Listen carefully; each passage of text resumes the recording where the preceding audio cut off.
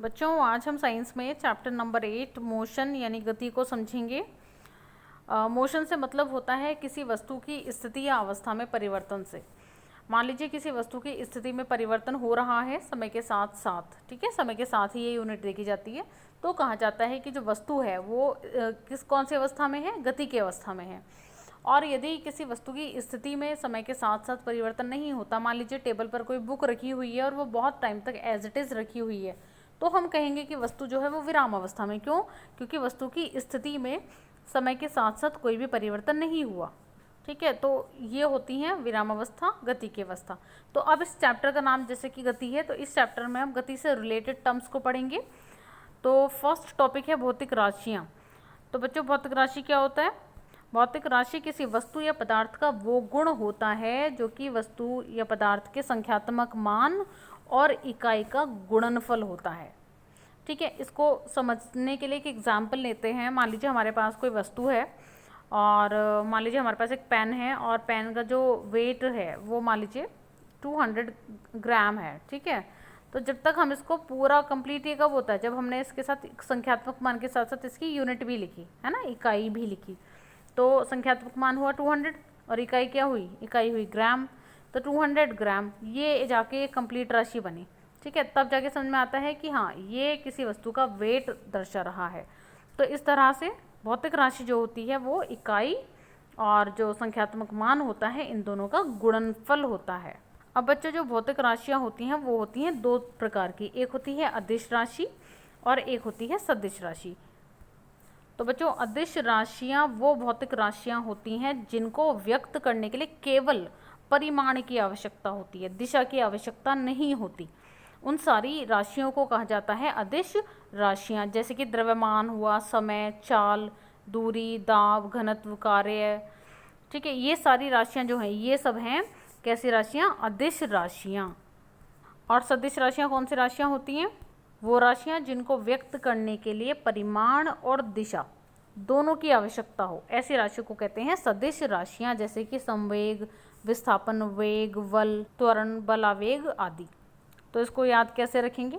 जैसे अदिश, अदिश में ए वर्ड आता है यानी कि दिशा नहीं है। ठीक है, अदिश राशियाँ यानी कि जिसमें दिशा ना हो, सिर्फ परिमाण होता है अदिश राशियाँ। और सदिश को कैसे याद रखेंगे? सदिश, स मीन्स साथ में, तो जिसके साथ में दिशा भी हो। परिमाण तो दोनों में होगा, बिना परिमाण के तो काम ही नहीं होगा। ठीक है, परिमाण दोनों में होगा, लेकिन दिशा की यहाँ पर बात है क्योंकि अदिश और सदिश। ठीक है, तो जिसमें दिशा नहीं हो, सिर्फ परिमाण हो, वो है अदिश राशि, और जिसमें दिशा भी हो, परिमाण भी हो, वो है सदिश राशि। नेक्स्ट टॉपिक है गति की सापेक्षता। तो बच्चों गति की सापेक्षता से मतलब होता है किसी भी वस्तु या किसी व्यक्ति की जो स्थिति है, यदि हम किसी स्थिर बिंदु के सापेक्ष देखें। अब कैसे स्थिर बिंदु, इसको हम एक एग्जाम्पल से समझेंगे। मान लीजिए एक बस है और बस में एक व्यक्ति बैठा हुआ है। ठीक है, और बाहर एक पेड़ है, जैसे यहाँ पर आप देख सकते हैं। तो ये जो बस है, बस की यदि हम स्थिति देखें किसके सापेक्ष? पेड़ के सापेक्ष, क्योंकि पेड़ कैसा है? स्थिर अवस्था में है। पेड़ अपने स्थान से मूव नहीं कर रहा, इट मीन्स जो पेड़ है वो स्थिर अवस्था में है। तो हम किसी स्थिर बिंदु के सापेक्ष जब दूसरी वस्तु की गति को देखते हैं, तो यदि गति होती है यानी कि स्थिति में परिवर्तन होता है दूसरी वस्तु की, तो कहा जाता है कि वस्तु जो है पहले वाले बिंदु के सापेक्ष गति की अवस्था में है। तो यहाँ पर हम अपने वापस एग्जाम्पल पे चलते हैं। मान लीजिए इस बस में कुछ व्यक्ति बैठे हुए हैं और वो जो व्यक्ति हैं जो बस में बैठे हुए हैं और बस दोनों साथ ही चल रहे हैं, है ना। ऐसा तो नहीं है कि व्यक्ति तेज गति में है और बस धीमी गति में है, या बस तेज व्यक्ति धीमी, ऐसा नहीं है। दोनों यानी कि व्यक्ति जो बस के अंदर बैठे हैं और बस दोनों साथ ही हैं, एक समान गति से चल रहे हैं, है ना, क्योंकि बस के अंदर ही व्यक्ति है। अच्छा, अब क्योंकि बस के अंदर व्यक्ति बैठा हुआ है, तो व्यक्ति की जो स्थिति है उसकी बस के सापेक्ष बदल नहीं रही, है ना। व्यक्ति जहाँ बैठा हुआ है वहीं पर है, यदि हम उसको बस के सापेक्ष देखें। अब हम देखेंगे इसको पेड़ के सापेक्ष। अब यदि हम उस व्यक्ति की स्थिति को पेड़ के सापेक्ष देखें तो क्या पाएंगे? तो हम पाते हैं कि जो व्यक्ति है, पेड़, क्योंकि पेड़ अपने स्थान पर ही है, लेकिन व्यक्ति बस के साथ साथ आगे चला गया। तो पेड़ के सापेक्ष व्यक्ति गति की अवस्था में है, लेकिन बस के सापेक्ष व्यक्ति विराम अवस्था में है। ठीक है, इसका एक और एग्जाम्पल समझेंगे। मान लीजिए एक व्यक्ति है और नाव में बैठा हुआ है और नदी के किनारे एक अन्य व्यक्ति जो है वो खड़ा हुआ है। ठीक है, अब जो व्यक्ति नाव में बैठा हुआ है उस व्यक्ति की गति नाव के सापेक्ष कैसी है? विराम अवस्था में है, क्योंकि व्यक्ति और नाव दोनों सेम साथ ही चल रहे हैं।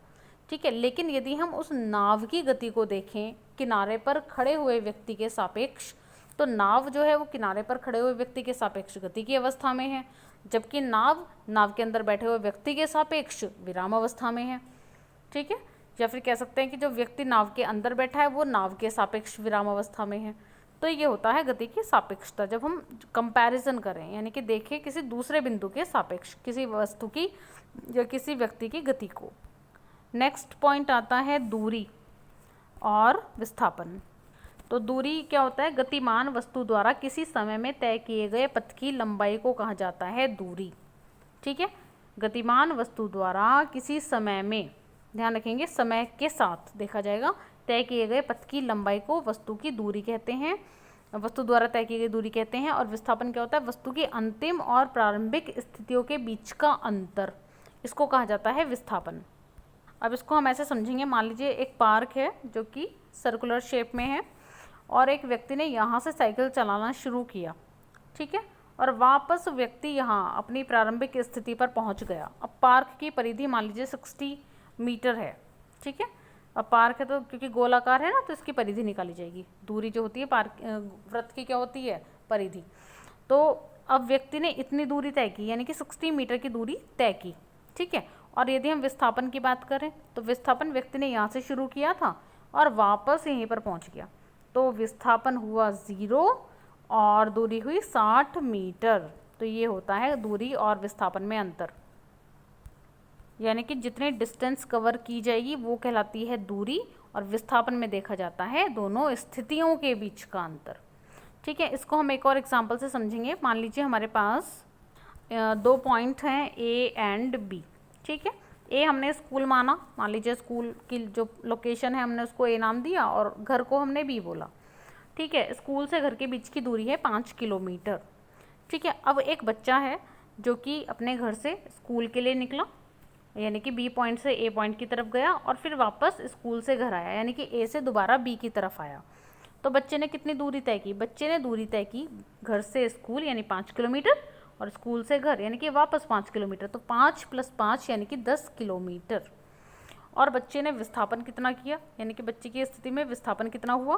तो अब क्योंकि जो बच्चा है वो बी पॉइंट से उसने चलना शुरू किया था, ए पर गया और ए से वापस बी पर आया, यानी कि फिर से बी पर आ गया, जहाँ से शुरू किया था वहीं पहुँच गया, तो उसका जो विस्थापन होगा वो क्या होगा? क्योंकि उसकी अंतिम और प्रारंभिक दोनों बिंदु कौन से हैं? दोनों बिंदु बी ही है ना, बी से ही शुरू किया था और वापस बी पर ही पहुँच गया। तो अब क्योंकि दोनों बी हैं तो बी माइनस बी क्या होगा? 0। तो विस्थापन होगा 0, क्योंकि विस्थापन में हम क्या देखते हैं? अंतिम और प्रारंभिक स्थितियों के बीच का अंतर देखते हैं। इसको हम दूसरे तरीके से भी समझ सकते हैं, क्योंकि जो विस्थापन होता है वो होता है सदिश राशि, उसको दिशा के साथ लिया जाता है, जबकि दूरी होता है अदिश राशि, उसमें दिशा नहीं ली जाती। अब जब दिशा ली जाती है तो हमें क्या लेना पड़ता है? साथ में साइन लेना पड़ेगा, है ना। दिशा के लिए साइन साथ में लेना पड़ेगा। अब क्योंकि यहाँ पर जो है विस्थापन की यदि हम बात करें तो 5 किलोमीटर पहले गया और फिर वापस 5 किलोमीटर आया, तो हमने उसको साइन सहित लिया, यानी कि विद साइन लिया, तो 5 - 5 तब भी 0 आता है। तो कैसे भी आप समझ सकते हैं विस्थापन को। तो ये होता है दूरी और विस्थापन।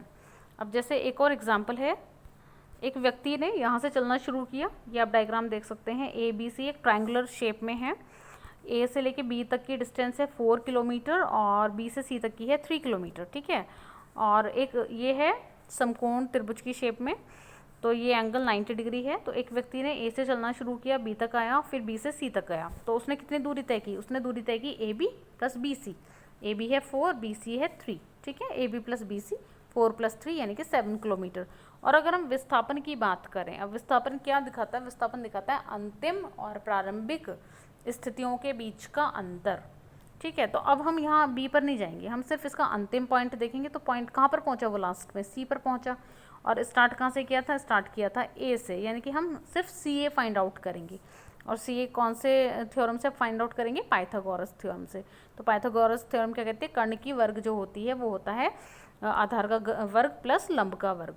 ठीक है, तो उस वाले थ्योरम से हमने यहाँ फाइंड आउट किया कर्ण यानी AC स्क्वायर हुआ आधार और लंब दोनों के वर्ग का एडिशन, तो AB square plus BC square, और ये हुआ यहाँ पर 4 स्क्वायर प्लस 3 स्क्वायर यानी कि 16 प्लस 9 25 और अंडर रूट करा तो 5। तो देखा हमने विस्थापन तो आया 5 किलोमीटर जबकि दूरी आई 7 किलोमीटर। ठीक है, तो ये होता है दूरी और विस्थापन।